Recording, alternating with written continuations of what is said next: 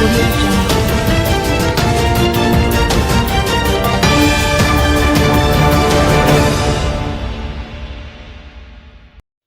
3 killed in Trelawney St. Anne crashes, road deaths now at 110. 3 men died in 2 crashes on Friday night, pushing the road fatality figure so far this year to 110. The first incident occurred about 7:15 p.m. along the Barstow Main Road in the vicinity of Bamboo Beach entrance in Trelawney, a police statement read. According to the statement, 2 motorcyclists aged 29 and 33 died in that crash.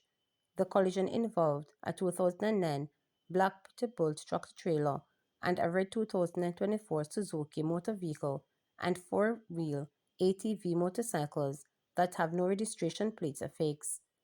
Details on how the incident happened were not immediately available, but the police statement suggested that excessive speeding, loss of control, and apparent error of judgment or negligence may have been the contributing factors.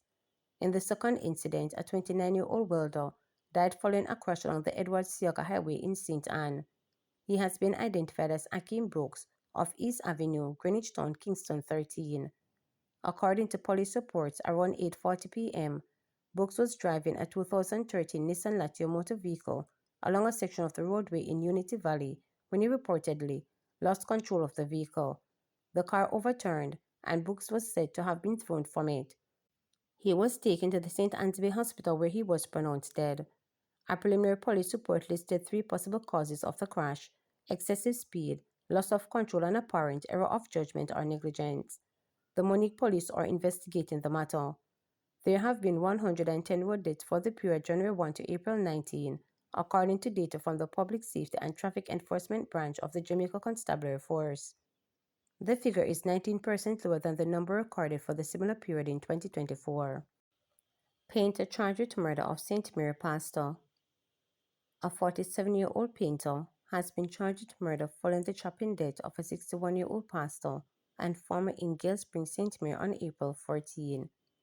The accused, Wyndon Mills, otherwise called Rum Cream, was charged on Friday in connection with Ronnie Henry's death, a police statement said. According to reports from the Gale police, around midday April 14, Henry was at home with his family when they smelled smoke. Upon investigating, they saw a man setting fire to a section of the house. Henry and a family member went outside, where they were reportedly attacked by Mills. Henry received several chop wounds to the head and feet and was also struck with stones. The family member managed to escape without injury. The police were alerted and upon their arrival, took Henry to the hospital where he was pronounced dead. Mills later turned himself in to the police. Fraser Price happy with win aided 10.94 start to season. Shelley Fraser Price opened up her 2025 campaign with a win aided 10.94 second run and says she's encouraged after her earlier than usual start to the season. Over the last 2 years, Fraser Price has had late starts to the season because of injuries, running first event in the mid of June last year and in early July in 2023. It feels good to start a bit earlier than usual, and again, it's a long season, very long, so I'm really just making sure that I choose my races wisely and stay healthy and just come on the training, Fraser Price noted after her outing of Leicester City in 17 at the National Stadium on Saturday. Fraser Price's run was aided by the wind, with Natasha Morris 11.01 second finishing second and Shaquina Boscombe 11.28 taking third. Kemba Nelson, who won her heat in 10.07 seconds, was the third best overall on the evening. She was followed in line by her heat by Serena Cole 11.27 and Lavanya Williams 11.31. Tina Clayton 11.12 won her heat after Kashika Cameron 11.27 and Michael Modi 11.45. Religious leader charged after Clarendon girl allegedly taking 3 days of darkness. 3 people have been charged with abducting a 13-year-old Clarendon girl police allege was taken to participate in a supposed religious ritual dubbed 3 Days of Darkness. The child was allegedly abducted on April 7 and rescued on April 15 by investigators assigned to the National Strategic Anti-Gang Division of the Counterterrorism and Organized Crime Investigations Branch.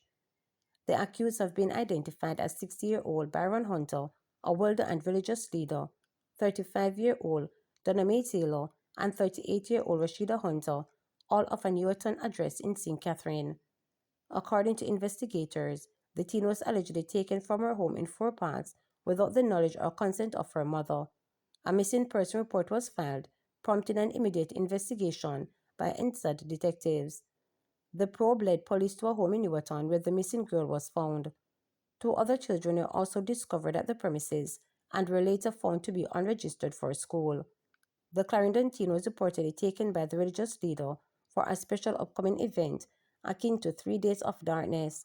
The accused, one of whom is her aunt and the mastermind behind the abduction, was taken into custody and the children removed from the home, the police noted in a statement. All three are scheduled to appear in the Home Circuit Court on April 28.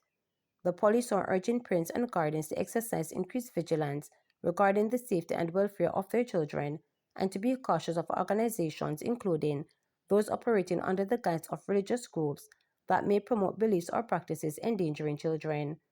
Anyone with information that may assist the investigation or who wishes to report suspicious activity is asked to contact CTALK at 876-967-1389, Crime Stop at 311, the National Intelligence Bureau at 811, the Police 119 emergency number or the nearest police station. Baron Hunter and Danamere Taylor have been charged with abduction of a child under 16, being a member of a criminal organization, 2 counts of duty to secure education, 2 counts of duty to report need for children and protection. Rashid Hunter has been charged with conspiracy to abduct a child under 16, being a member of a criminal organization, 2 counts of duty to secure education, and 3 counts of duty to report need for care and protection. Splash Resource Center opens at Black River Primary and Infant School. Grade 5 teacher of the Black River Primary and Infant School in St. Elizabeth, Dennis McCogg, has spearheaded the opening of a special pupil learning and socialization haven Splash Resource Center at the institution. The aim is to help special needs students who require more attention in the classroom than their quicker counterparts. It was done as part of an aspirant principal project, which is undertaken through the National College of Educational Leadership Program. McCogg shared that with the help of the committee, teachers, and the Parent Teachers Association president, and several sponsors, a classroom was retrofitted to create the Splash Resource Room. We have worked together to retrofit a classroom and to make it a special place for students who are underperforming at their level, both educationally and socially. The room can cater to their needs and help them to develop and grow in an environment that they feel loved and appreciated and welcome, he added. McCogg informed that students from each grade will be rostered to utilize the room. Their teachers will take them there and they will interact with them, teach them through the curriculum, as well as give them free time to explore.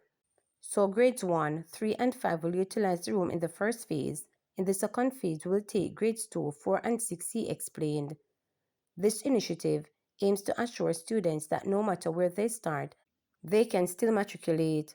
Once they are willing and once the environment is conducive to learning, it will help to push them along so that they can become all that they want to become or what God has created them to become, he added.